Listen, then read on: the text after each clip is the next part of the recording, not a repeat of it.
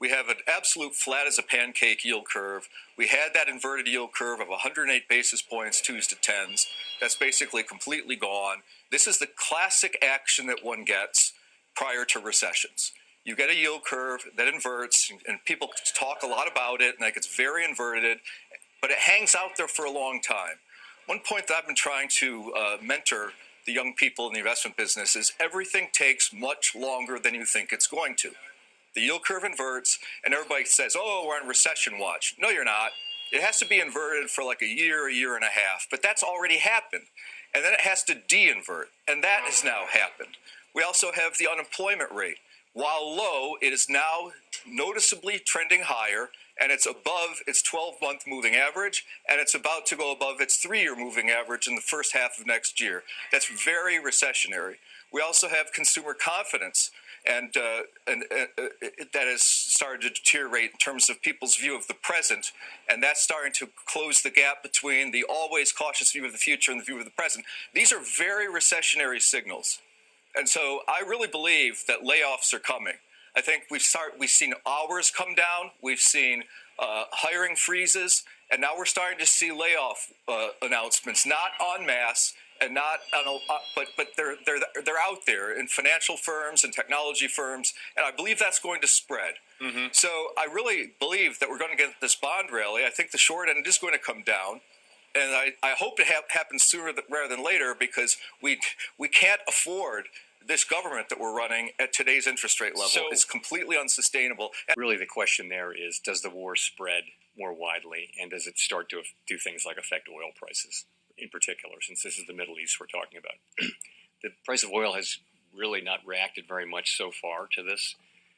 As you know, as the Fed, as the Federal Open Market Committee, our job is really to understand the economy and the economic effects, and it isn't clear at this point that the conflict in the Middle East is on track to have significant economic effects. That doesn't mean it isn't incredibly important and something for people to take great, really important notice of. But it may or may not turn out to be something that matters for the Federal Open Market Committee as an economic body.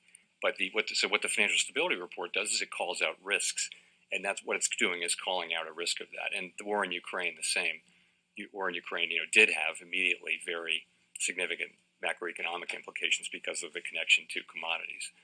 So it's something we're watching. As you know, we did have there were issues with interest rate risk and also funding uninsured deposits in the things we went through in March and thereafter. And so we've been working a lot with financial institutions to make sure that they have good funding plans and that they have a plan for how to deal with the kind of portfolio unrealized losses that they have. We do think the banking system is quite resilient. We had a handful of bank failures, but so that's what we're out there doing, and we don't have any reason to think that these rate hikes are materially changing that picture, which is one of a strong banking system and one where there's a strong focus by banks and by supervisors on liquidity, on funding, and those sorts of things. We'd never look at, for example, long-term Treasury rates in isolation, nor will we ignore them. But we would look at them as part of a broader picture, and they do play a role, of course, in many of the major standard financial condition indexes. Quick follow-up to the question about banking stresses. You talked about how the banking system is resilient. Of course, part of the resilience of the past year stems from the Bank Term Funding Program that you launched in March. Given that bond prices have not recovered, that unrealized losses are probably mounting, how likely is it that you might have to extend that program in March next year? Good question. We haven't really been thinking about that yet. It's November 1, and that's a decision we'll be making in the first quarter of next year. Sorry, quick separate question about inflation expectations. The Michigan Sentiment Survey showed a big jump in 1 year ahead inflation expectations last month from 3.2 to 4.2. Last year, you said that particular survey was a really decisive factor in one of your rate hike decisions.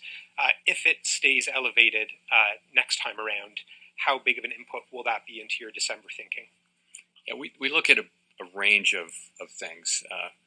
I think the UM thing got blown out of proportion a little bit. It was actually a preliminary estimate that got revised away, and I said it was preliminary in that, but that didn't get picked up. So we look at many things. I mean, so really look across the broad array of surveys and also market-based estimates, and we do that really carefully at every meeting and between meetings. And it's just clear that inflation expectations are in a good place. The public does believe that inflation will get back down to 2% over time, and it will. They're right. So, and there's no real crack in that armor. You can always find one reading that is a little bit out of whack, but honestly, the bulk of them are just very clear that the public believes that inflation will come down, and that's, of course, we believe that's critical in winning the battle. I wanted to ask about the Basel III endgame capital proposal. You've gotten a lot of pushback from people on different aspects of the proposal, and you yourself expressed some reservations. And I'm just curious, could you accept finalizing that proposal without significant changes? So that proposal is out for comment, and we expect a lot of comment. We won't get those comments until the end of, well into next year. We've extended the deadline. And we'll take them seriously. We'll read them. I'll say what I do expect is that we will come to we're a consensus-driven organization. We'll come to a package that has broad support on the board. So does broad support mean more support than the proposal had? It means broad support. In light of the run-up in long-term yields we've seen the last several weeks, have you given any consideration to the pace of your asset runoff program? And if there were a judgment that the higher term premium was endangering the dual mandate goals, would that be reason to think about slowing or suspending QT, or should we think of that as more of a technical question around reserves? So, committee is not considering changing the pace of balance sheet runoff. It's not something we're talking about or considering. And I know there are many candidate explanations for why rates have been going up. And QT is certainly on that list. It may be playing a relatively small effect, although I would say at $3.3 trillion in reserves, it's not. I think it's hard to make a case that reserves are even close to scarce at this point. So that's not something that we're looking at right now. So there are significant issues out there, as you point out. Global geopolitical tensions are certainly elevated, and that goes for the war in Ukraine. It goes for the war between Israel and Hamas. We're monitoring that. Our job is to monitor those things for their economic implications. So the UAW strike, as you point out, is appears to be coming to an end. Oil prices have flattened out; they haven't gone down, but I guess they've gone down a little bit from their earlier peak. Another one is the possibility of government shutdown. We don't know about that one. So there's plenty of risk out there. But I would go back to the bigger picture from our standpoint is we've got a very strong economy, strong labor market, making progress on the labor market, making progress on inflation, and we're very focused on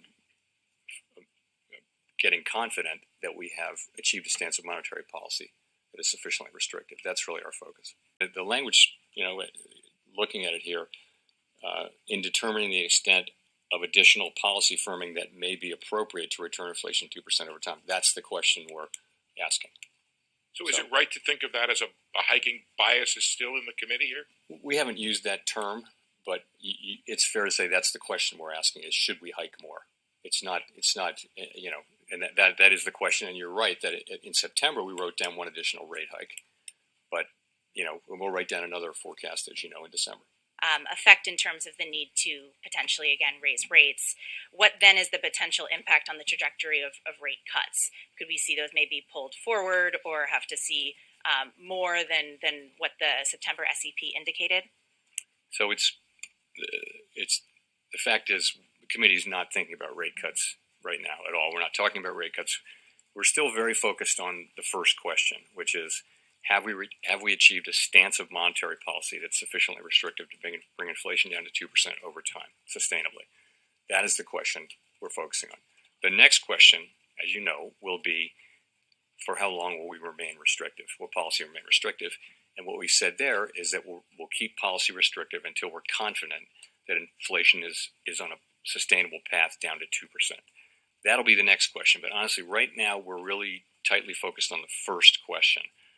The question of rates cuts just doesn't come up because I think the first, it's so important to get that first question, as close to right as you can. I think you last month had gone to York, Pennsylvania, where you talked to last month, where you talked to a lot of small business owners.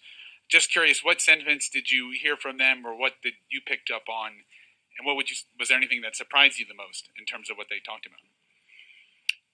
I wouldn't say I was terribly surprised. I was very impressed by York as a town with a real strategy, and I would say it's very impressive what the people there have put together in the face of some difficult longer run trends about offshoring of manufacturing and that kind of thing. They've done a great job as a city. I think what you hear and is consistent there, which is people are really suffering under high inflation. You were there. We talked to some people who, were feeling that in their businesses, and other people who were feeling it in their home lives as well. It's painful for people, particularly people who don't have a lot of extra financial resources, who are spending most of their income on the essentials of life. So we know that wasn't new, but that did come through very clearly in the conversations we had in New York. And I walked away from that even. Just thinking that we really, the best thing we can do for the U.S. is to restore price stability,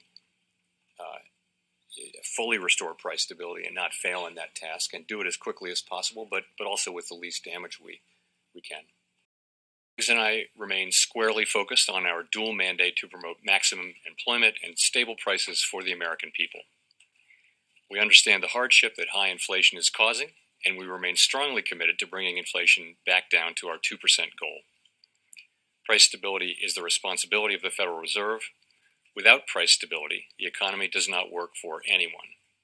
In particular, without price stability, we will not achieve a sustained period of strong labor market conditions that benefit all. Since early last year, the FOMC has significantly tightened the stance of monetary policy. We have raised our policy interest rate by 5.25 percentage points and have continued to reduce our securities holdings at a brisk pace.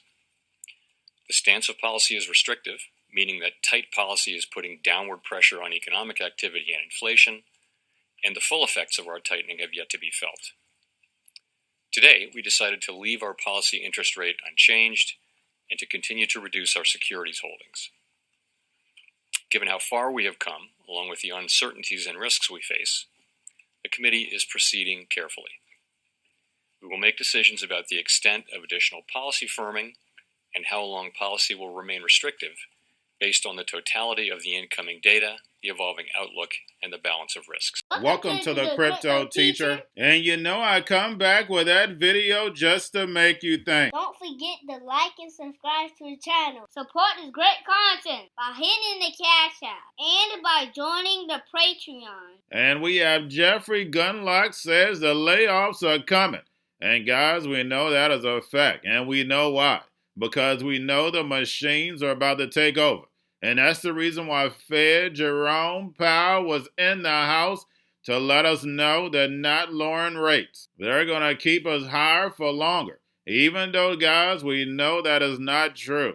Now, this meeting was a whole lot better because it kept Jerome Powell in a box. Jerome Powell stated no interest rate hike, which wasn't a surprise. 2% inflation is the goal, which we know that is not a surprise, and stated they're not cutting rates. And we know by him saying that it's not a surprise. But we know with all the events that's going on, they're definitely going to have to cut rates. And we know energy prices are being affected, but Jerome Powell stated that the geopolitical events right now, he doesn't know whether it's going to have an impact. But guys, we know that is definitely not true. But Jerome Powell stuck to the script. And this is probably one of his best meetings because the last few have been horrible. He was clearly not telling us the truth. But this meeting here, he told us what was expected.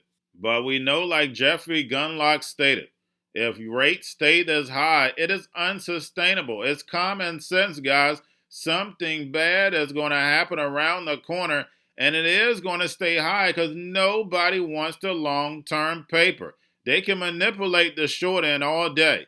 But this long-term, guys, is going to continue on going up. And this is a part of the plan. Remember, we're in a fragmented world, and they have to break it all up in order to bring in the machines. But first, we're going to have a whole lot more small businesses shut down.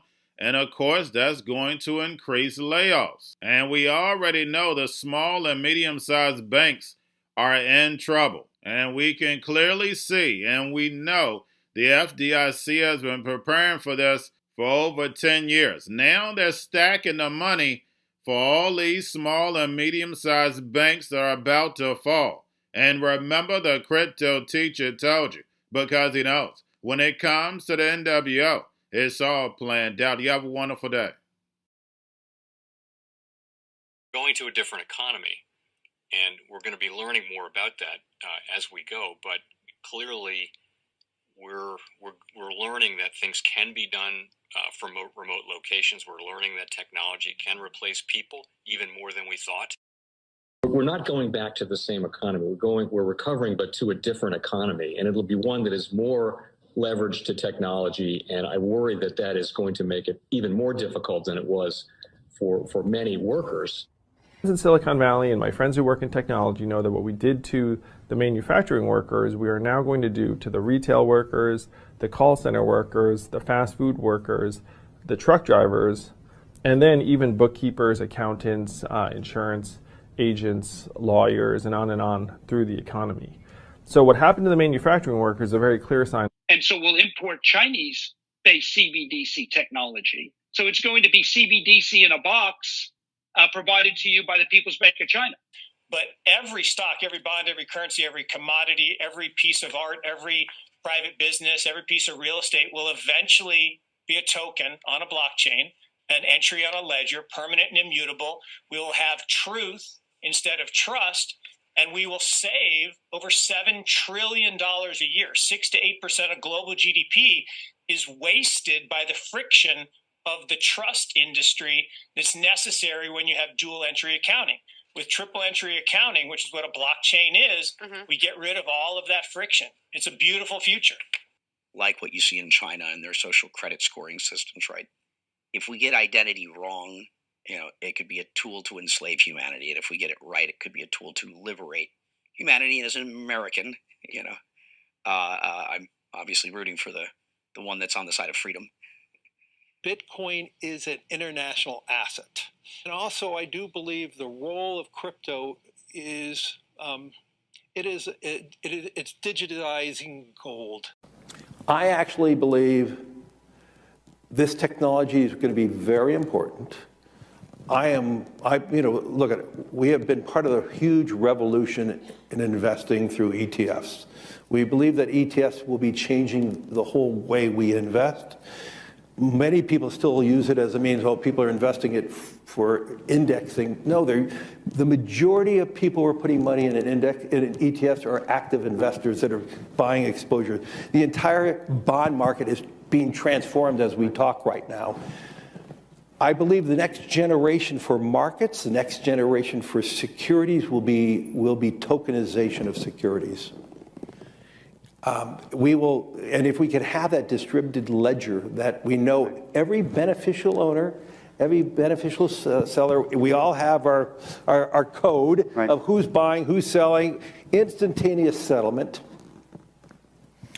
And think about it, it changes the whole ecosystem. Crypto Teacher and the New World Order book, plus the 3 Kids books. It's time to re-educate. Also, new to cryptos, Coinbase, BitChute, Binance. Do not forget book links and crypto links are in the description. The stock channel, guys. Don't forget to go like, subscribe, spread everywhere.